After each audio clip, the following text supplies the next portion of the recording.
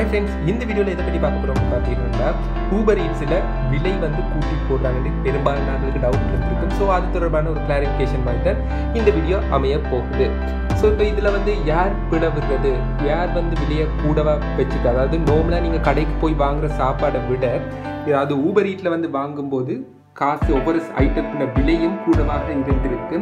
இது சில பேர் நோட்டீஸ் பண்ணியிருப்பீங்க, சில பேர் அது தெரியாமல் இருக்கும், கட்டாயமாக கூடவா இருக்கும். ஆனால் சில கடைகளில் வந்து அது நார்மல் ப்ரைஸ்லேயே இருக்குது. உதாரணமாக நீங்கள் அங்கே போய் வாங்கினாலும் வெளியில் போய் வாங்கினாலும், அதாவது வீட்டேந்து நீங்கள் Uber Eatsனூடாக ஆர்டர் பண்ணாலும் அதே விலையிலே வரும்.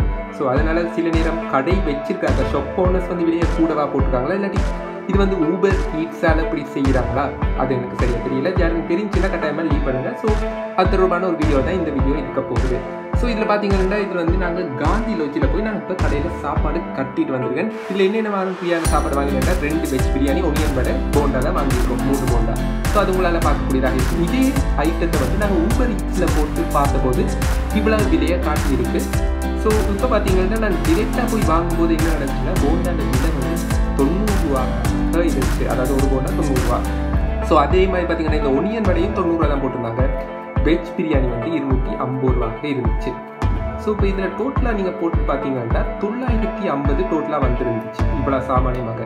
ஆனால் இதே நாங்கள் Uber Eatsல போய் பார்க்கும்போது இவ்வளவு விலையும் வந்துருந்துச்சு. ஸோ இதில் பார்த்தீங்கன்னா இதில் சாப்பாட்டு ஒவ்வொரு சாப்பாட்டுக்கும் வந்து விலையை கூட்டி போட்டிருக்காங்க. ஆனால் இது வந்து எல்லாத்துக்கும் பொதுவானதாக கேட்டிங்கன்னா இல்லை, சில கடைகளில் மட்டும்தான் இவ்வாறு நடந்துட்டு இருக்கு. அதாவது இது என்ன மாதிரியான கடைகள் இருக்குன்னா, இந்த டெலிவரி இல்லாத கடைகளில் விலை வந்து கூடவாக இருக்குது. உதாரணமாக நீங்கள் சண்முகாஸ்லேருந்து பார்த்தீங்கன்னா சண்முகாஸில் வந்து விலை மாற்றம் இருக்காது. அதாவது நீங்கள் அங்கே போய் ஆர்டர் பண்ணாலும் சரி, இல்லாட்டி நீங்கள் வீட்டிலேருந்து கொண்டு சண்முகாசினூடாக டெலிவரி செய்தாலும், இல்லாட்டி நீங்கள் Uber Eatsனூடாக டெலிவரி செய்தாலும் ஒரே விலை தான் வந்திருக்கு. அதை விட டெலிவரி சார்ஜஸ் போடுவாங்க. ஆனால் இதில் பார்த்தீங்கன்னா அந்த ப்ரைஸஸே தானாகவே கூட்டி தான் வச்சுருக்காங்க. ஸோ இப்போ பார்த்தீங்கன்னா 1210 வந்துச்சு. அதை விட டெலிவரி ஃபீ வந்து 94 ரூபா, டோட்டலாக 1304 ரூபா. இதே நான் போய் கடையில் வாங்கிட்டு வந்துட்டேன் 950 ரூபா. ஸோ இந்த வீடியோ உங்களுக்கு கட்டாயமாக விளங்கி இருக்குன்னு நினைக்கிறேன். ஸோ இது வந்து ஒரு கட்சியில் பெரும்பாலானவர்களுக்கு தெரிஞ்சிருக்கும், ஆனால் சில பேருக்கு தெரியாமல் இருந்திருக்கும். ஸோ அதுக்காக தான் இந்த வீடியோ பதிவு செய்கிறேன்.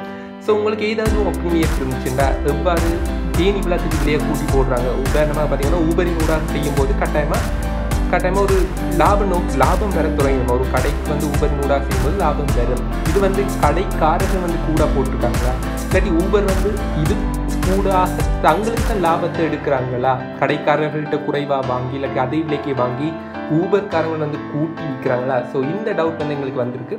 ஸோ உங்களுக்கும் யாருக்கும் இதுக்கான ஆன்சர்ஸ் தெரிஞ்சிச்சுன்னா கீழே கமெண்ட்டில் லீவ் பண்ணுங்கள். ஸோ அடுத்த வீடியோவில் சந்திப்போம். தேங்க்யூ.